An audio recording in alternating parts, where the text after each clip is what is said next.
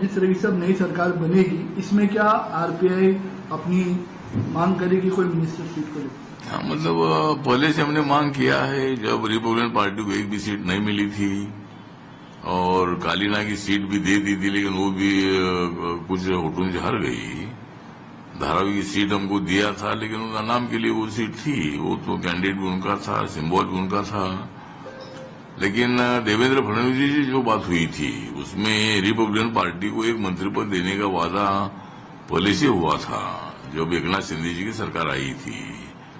लेकिन विस्तार में आरपीआई को लिया जाएगा ये आश्वासन दिया था, लेकिन विस्तार ही हुआ नहीं, और इसीलिए तब हमको 2.5 साल में मंत्री पद नहीं मिला था।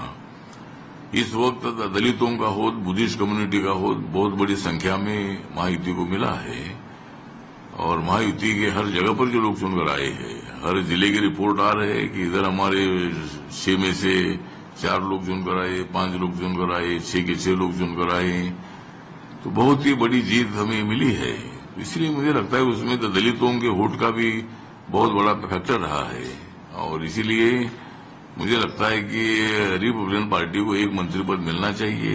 एक एमएलसी और एक मंत्री पद देने का वादा माननीय देवेंद्र फडणवीस जी ने किया था, उसके मुताबिक रिपब्लिकन पार्टी को एक मंत्री पद मिलना आवश्यक है, और हमारी आग्रही डिमांड है।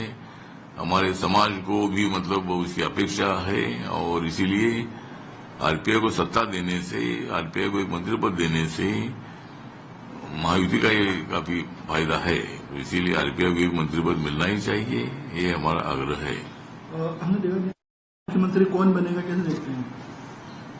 तो मुख्यमंत्री कौन बनेगा, मुझे लगता है कि राजनाथ सिंह जी, जेपी नड्डा जी और कोई लोग आ रहे हैं, ऐसा हमको मालूम हुआ है। तो शायद वो ये तीनों नेताओं के साथ बातचीत करेगी और सहमति से निर्णय लेना है।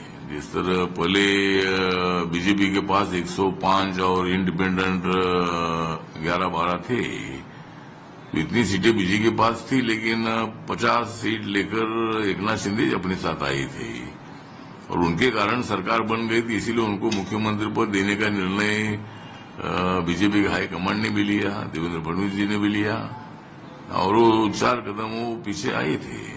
तो अभी बीजेपी की इतनी सीटें आई है, तो बीजेपी के लोगों की तो मांग है कि भाई देवेंद्र फडणवीस जी बनना चाहिए, लेकिन ये तीनों नेताओं ने बताया कि भाई हम कुछ मतलब आम सहमति से निर्णय लेंगे।